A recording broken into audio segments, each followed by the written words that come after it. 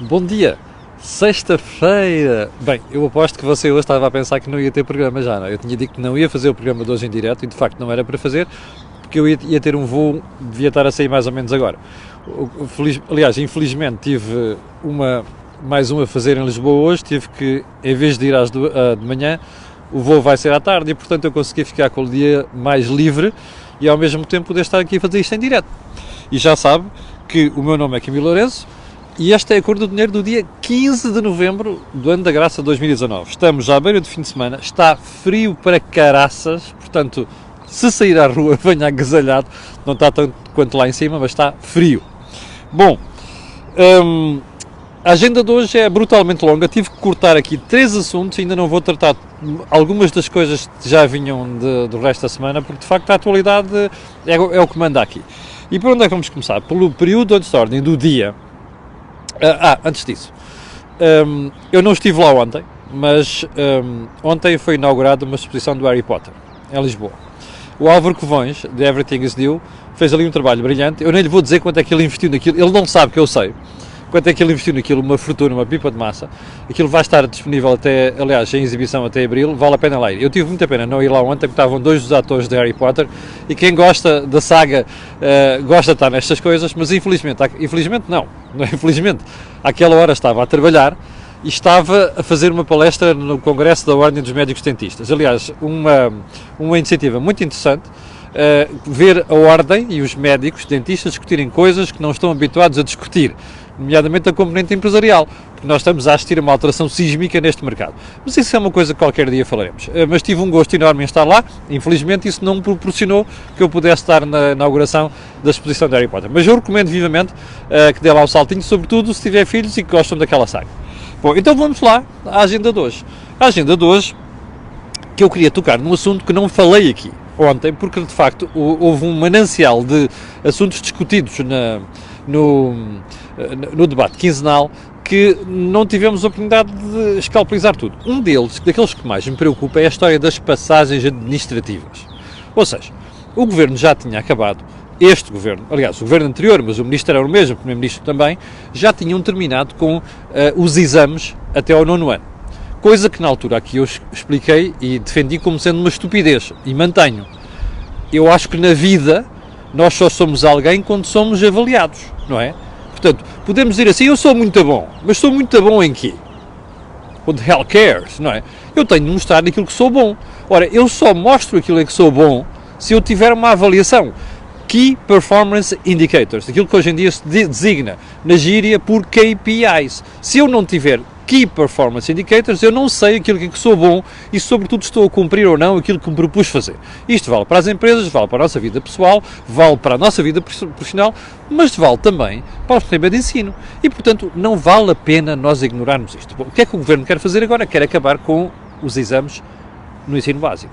Bom, o argumento é este. A OCDE diz que os chumbos não valem nada, que o reter estudantes não resolve nada, que depois as pessoas abandonam a escola. Bom, eu, como já fui professor de alunos mais novos, 18 anos em diante, na faculdade, percebo um bocadinho disto. Não percebo de ensino básico, embora a minha mãe tenha sido professora de ensino básico, a minha irmã é professora de ensino básico, e por aí adiante, e portanto eu tenho mais pessoal da família que está no ensino. Mas eu vou falar da minha experiência. Para mim, quando um professor tem chumbos em excesso, como acontece algumas vezes, eu tinha colegas que diziam assim, na minha turma, mais de 50% do pessoal chumba. E a minha resposta normalmente era, então é porque tu és mau professor, ou tu és má professora. Quando um professor começa a ter sistematicamente uma taxa elevada de chumbos, o problema não é dos alunos, é do professor. Ponto final. Bom, quando me vêm dizer assim, se os alunos chumbarem e depois ficarem retidos, não vai evoluir. Olha, sai da escola. Desculpem. Isto é uma desculpa de muito mau pagador, ok? Não me venham lá com a história de é um passado difícil porque não sei o quê, dificuldades na família, a zona onde vive, vão para o raio que os partam. Quando um aluno desiste da escola, há muita responsabilidade do professor. E não me venham dizer que é por ficar retido que vai desistir da escola. Portanto, isto para mim não é argumento. Agora, o Governo viu-se à rasca, desculpa-me a expressão, o Primeiro-Ministro, quando foi questionado, e aqui foi muito bem questionado pelo Rui Rio, sobre o que é que aquilo significa. Então, mas espera aí, a ideia é o quê? Não é facilitar? Pronto, eu percebo. Aqueles alunos que estão em dificuldades, chumbam. Se eu tiver um grupo que vou juntar para ser recuperado, com aulas extra, com ajuda fora das aulas, ótimo. Mas por que não juntar isso também à avaliação? Se aquele... Vamos ver uma coisa. Se as aulas extra, se formar um grupo especial com explicações especiais, ajuda a resolver o problema, então está o problema resolvido. Vamos fazer isso, mas ao mesmo tempo não vamos abdicar de avaliar alunos, não é? Porque é que é este receio da avaliação? Eu ontem ouvi, salvo erro, en passant, num debate, julgo que era no fórum da TSF, o responsável da Confap dizer que, como sabe, é a Confederação de Pais, a dizer, as escolas estão mais preocupadas com os rankings e depois por isso é que querem acabar, querem os alunos chumbados, querem que os alunos saiam da escola. Desculpem lá. Isto é a desculpa do mau pagador. Isto é uma tontice. Os rankings são importantes sim. E o problema não passa por aqui. Repito, se a ideia é recuperar aqueles alunos, recuperem-nos. Mas não deixem de ter a avaliação. Porque, senão, olha, nasceu hoje, está na maternidade, tome lá, já quem tem um certificado do 9º ano feito. Ou do ensino básico feito. Vai lá, pode pendurar na parede do quarto do menino. Não é? Se calhar vale a pena fazer isto. O ensino não passa pela facilitação. Eu sou muito favorável às técnicas modernas de educação e às teorias modernas, mas há uma coisa que é fundamental nisto: a avaliação não pode desaparecer. A avaliação é aquilo que diferencia quem se aplica e quem não se aplica, quem é bom, quem não é bom, quem está para chegar a algum sítio na vida e quem está a marimbar para isso. Bom, segundo ponto. Multiplicam-se os casos de caos nos transportes públicos. Porquê? Aumentou a procura, preços baixaram, passos fantásticos, não há oferta. Portugal, no seu melhor. Já tinha tocado neste ponto, e porquê é que eu trago hoje? Porque nas últimas horas temos tido notícias, mas não só. Eu, inclusive, tenho muitíssimos casos, gente que me escreve, a confessar exatamente isso. Os transportes públicos não chegam para a procura. Isto é a pior forma de fazer política em Portugal, mas é tradicional e não é esquerda nem direita, é de todos, que é ninguém planeia nada, ninguém programa nada. Temos que ganhar eleições, vamos tomar uma medida, vai facilitar isto, depois logo se vê. Depois logo se vê o caos dos transportes públicos. Terceiro ponto, a entrevista de Luís Montenegro, houve espectadores ontem que me perguntaram porque é que eu não o comentei. Montenegro deu uma entrevista à Rádio Renascença e ao Jornal Público. Eu já vi a entrevista, não fiquei muito impressionado, ou seja, não é uma entrevista daquelas espetaculares, que julgo que só por si convencerá os militantes do PSD a votar nele, mas há uma coisa que distinguiu o Luís Montenegro nessa entrevista, o que eu gostava de realçar aqui, Montenegro disse que se ganhar as eleições mantém Rui Rio. Ora, isto é importante, porque não é aquilo que o Rui Rio faz, não foi aquilo que o Rui Rio fez. Rui Rio é um divisor, e o que o PSD precisa, e o que a direita precisa é de agregadores. E Luís Montenegro, naquela entrevista, passou essa mensagem. Bom, um ponto fundamental da entrevista que tem a ver com a história do que está a passar no PSD. Quem é que pode pagar cotas, quem é que não pode pagar cotas. Convinha que a malta não fizesse golpes palacianos. Eu não estou aqui a tomar posição nem por um lado nem por outro. Convinha que a malta não fizesse golpes palacianos. E convinha que uma broad base, uma ampla base de militantes do partido votassem nas eleições. Isso é muito importante, que é para nós termos a certeza que nos partidos não está a segregar o número de votantes numa eleição tão crucial como saber quem é que continua a ser líder do partido. Isto vale para o PSD, para o CDS, para o PS e para o Reco Esparto. Bom, ponto seguinte. A economia abrandou no terceiro trimestre. Está a ver? Está a ver a propaganda? Bom, eu sei que vão dizer, está bem, mas o objetivo do governo não está em causa. Não me interessa isso. O que interessa é o que vem aí. E, portanto, isto não quer dizer que as coisas vão correr mal a seguir, mas quer dizer uma coisa, afinal, o abrandamento externo começa a ter efeito, não é? Mas, como nós temos números mais chatos nos últimos dias do que está a passar na Europa Central, nomeadamente na Alemanha, é provável que nos próximos trimestres isto também não sejam favas contadas. Se você se recorda de coisas que eu já disse aqui, que existe um time lag de cerca de 6 meses entre o que se passa lá fora e Portugal. Portanto, esse time lag começa neste momento a fazer catch-up. E isto não é um número, simpático, não é uma trajetória que nos deixe sossegados. Okay? E há outro fator que não nos deixa sossegados que eu hei de guardar para falar na próxima semana, tem a ver com a taxa de juros. Bom, o último ponto disto. O Jornal de Negócios diz hoje que o Governo parece que está à beira de recuar ou repensar, deixe-me lá pegar aqui, repensar o englobamento das rendas no IRS. Eu não sei se é verdade, mas há uma coisa que estava a dizer. Está a ver como é que estar atento compensa? Viu o horror de reações das últimas semanas? É que repara uma coisa, não fomos nós que inventamos a história. Foi o primeiro-ministro que disse no Parlamento, no dia 30 de outubro, eu recordo, disse, sim, nós temos do programa de governo e vamos avançar para o englobamento. Eu não sei se eles estão agora a repensar isto, se não, se vão fazer uma coisinha só simbólica, estavam a testar as águas, estão a preparar para meter uma coisa simbólica agora e no próximo ano viria a doer. Não sabemos. O que sabemos é, está a ver, quando o país se mobiliza, quando as pessoas abrem a boca e começam a criticar, isto compensa. E isto é uma crítica para as pessoas que têm mania de dizer andou para me chatear, esses políticos, não sei o quê. Não! Nós temos que ser participantes. Nós temos que desempenhar um papel fundamental na sociedade. E o papel fundamental é estar sempre atentos àquilo que os governos querem fazer e criticar quando há que criticar, como é o caso. Mas aguardemos. Vamos ver se não há nenhuma surpresa. Bom, então voltemos à nossa agenda. Vamos ao número 1. Ao número da agenda de hoje. A UTAU, como sabe, é Unidade Técnica de Apoio Orçamental, é um órgãozinho técnico que funciona junto do Parlamento, veio dizer ontem que nós, o país, o Governo vai ter que tomar medidas de consolidação orçamental. Ouça bem, consolidação orçamental, no valor de 2,4 milhões de euros? Não. 24 milhões de euros? Não. 245 milhões de euros. E porquê? Porque o plano orçamental enviado a Bruxelas, comparado com aquilo que está no programa de estabilidade, dá uma divergência de 245 milhões de euros entre o Governo está a dizer que vai fazer e aquilo que tem que fazer. E porquê é que isto acontece?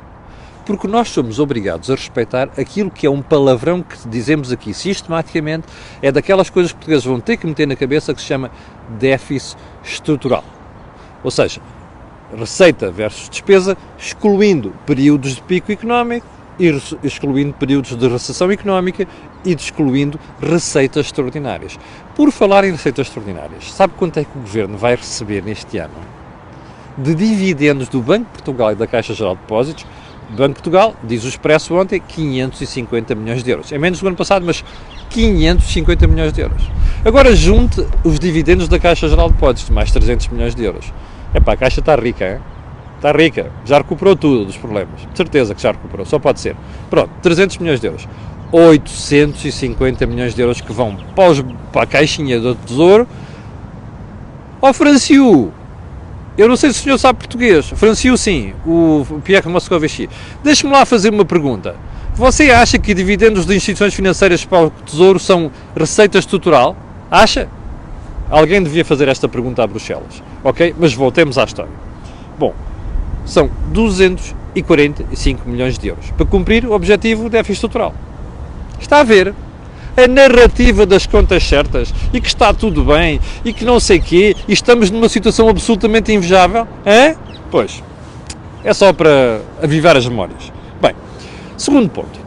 Então não é que a urgência do Garcia da Horta, que andava a fechar aos fins de semana, urgência pediátrica, vai fechar todos os dias, a partir das 20 horas, a partir do dia 18 de novembro? Epá, espera aí. Deixa-me lá ver o que é que a Marta Quase Temido andou a dizer. Mário Bastos, não é o nome que tu chamas, é mesmo Marta Quase Temido, ok? Anda a dizer há vários meses, vamos contratar mais médicos, vamos fazer um novo concurso, vamos à Santa Casa, vamos buscar os gajos do Porto e tal. Então, se calhar eram promessas de ocasião. Não, espera aí, não é de ocasião, eram promessas de eleição, não é? É que entretanto houve eleições legislativas a 6 de outubro. Epá, que vergonha, caramba, que vergonha. O que é que anda esta gente a fazer? Depois vêm com o palavrório do salvar o ISNS e não sei das quantas. E já agora, por falar no assunto, eu já vou, aliás, só mais um pormenor, que é para você ver como é a hipocrisia dos políticos, ok? O que você vai ouvir agora é as declarações da senhora... No curto prazo, não há uma solução imediata para evitar que se prolongue esta situação. Ficou desde já marcada uma nova reunião para o início de dezembro. Inês Medeiros, presidente da Câmara Municipal de Almada. Garcia Duarte, como sabe, é o Hospital de Almada. Espera aí, a Inês Medeiros está muito soft. Não sai muito sossegada da reunião com a senhora Ministra. Sossegada? Ela devia sair apavorada. Note na gentileza do adjetivo. Não saio sossegada. Oh, filha, a senhora devia sair apavorada e preocupada. Mas espera aí, a Inês é socialista, o governo é socialista. Epá, eu ainda me lembro da Inês indignada quando andava aqui a Troika. Quer dizer que a saúde das pessoas, a nossa preocupação das pessoas com as pessoas difere se nós somos socialistas ou de direita? Não. O que está a passar é uma vergonha e devia ser violentamente denunciado pela Presidente da Câmara de Almada. Bom, vai ver que ainda vai descobrir que a culpa é do Passos Coelho. Ou sei lá, o do Afonso Henriques, suponho eu. Bom, mas por falar esta história do SNS, que aliás eu ontem tive uma belíssima discussão sobre isto com pessoas que estavam no Congresso da Ordem dos Médicos Dentistas. Como sabe, não é SNS nos dentistas, é uma vergonha. Por isso é que nós temos, Portugal tem a porcaria da boca como tem, mas pronto, isso é outro problema, qualquer dia falaremos. Bom, mas agora repare, o Correio da Manhã dizia ontem, ainda não foi desmentido, que o Governo andava, você viu o Primeiro-Ministro no Parlamento e nos programas eleitorais e no programa do Governo dizer que estão a apostar no CNS, vão apostar no SNS, não sei o quê. Bom, mas o Correio da Manhã dizia ontem, e parece que é verdade, que o Governo está a travar a contratação de novos médicos, novos enfermeiros. Está a ver isto? Um dia dizem uma coisa, mas depois fazem outra. Isto é uma vergonha. O SNS é aquela coisa que é a grande conquista da democracia. Eu uso o SNS. Qualquer português tem orgulho no SNS que tem. Ora bem, não me estraguem. E já agora, não andem a contar histórias. Porquê? Como você já percebeu, as contas públicas não estão resolvidas. É por isso que está a acontecer. Mas valia a pena terem coragem, tê-los no sítio, como se costuma dizer, para reconhecer isto perante o país e fazerem conformidade. Agora está a dizer que está tudo bem com as contas públicas, mas depois está-se a cortar a despesa e assegurar a despesa. E não assegurar serviços básicos e preocupações básicas daquilo que são os portugueses, como é o SNS, e isto não é aceitável.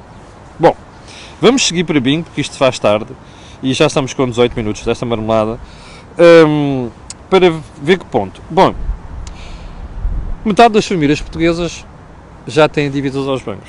A maior parte disto, sabe porque é que é? É crédito de habitação. E sabe porque é que há tantos portugueses que pedem crédito de habitação? Porque nós não temos o mercado de arrendamento como deve ser. E sabe porque é que não temos o mercado de arrendamento como deve ser? Porque somos socialistas. Que é um socialismo que já vem do Dr. Salazar, a mania de limitar as rendas, a mania de limitar despejos, olha o que está a acontecer agora. Bom, isto é uma estupidez. Isto só se vai resolver quando nós tivermos o mercado de arrendamento a funcionar como deve ser. Mas agora, o que é mais preocupante disto, repara uma coisa, é que são quase 50% dos portugueses que já devem ir ao banco. E agora, deste total, você sabe que 7% já não podem pedir empréstimos. Porque já entraram em cumprimento, porque já têm processo no Banco de Portugal, porque não são cumpridores. Agora diga-me uma coisa, você está num período de dificuldade económica. Não está, para não, é o contrário. Você está num período de desafogo económico. E já tem 7% de famílias que não podem pedir dinheiro ao banco. Bom, se isto não é preocupante, não sei o que é. Mas, imagina o que é que vai acontecer quando vierem dificuldades económicas aos outros quase 50% que devem dinheiro ao banco. O que é que vai acontecer a uma parte desta gente? Isto não preocupa? A mim preocupa-me bastante. Porque basta um pequeno sopro, percebe, de alteração e o cenário fica feio. Bom, ponto seguinte, vou deixar para a semana. Porque é que é tanta pressa a aprovar o Orçamento de Estado? Eu tenho uma teoria diferente do pessoal da praia a dizer, vou deixar para a semana, não há tempo para fazer isto. Vou deixar também para a semana, Nossa Senhora, tanta coisa para a semana. Um exemplo de um imigrante em França que me mandou uma mensagem a explicar como é que as finanças tratam o imigrante. Era uma coisa que eu devia ter tratado já no início da semana, não consegui, mas porque é que eu estou a apressar isto? Para lhe contar a estupidez da semana. Como sabe, eu tenho várias frases da semana ao longo da semana. A frase de hoje não é uma frase, é uma estupidez, uma tontice. Vem do antigo secretário de Estado dos Impostos, chamado Sérgio Vasques, que diz esta pérola, ouça bem, mas sente-se, está bem? Aplicar a rendimentos prediais uma taxa de 28% é extremamente generoso. Sim, senhor, pá. Olha, não tenho palmas para tanta estupidez. Temos que começar a arranjar aqui uns troféus para a estupidez também. Sabe porquê? Isto é uma tontice, que é para não dizer um palavrão muito feio. E sabe porquê que é?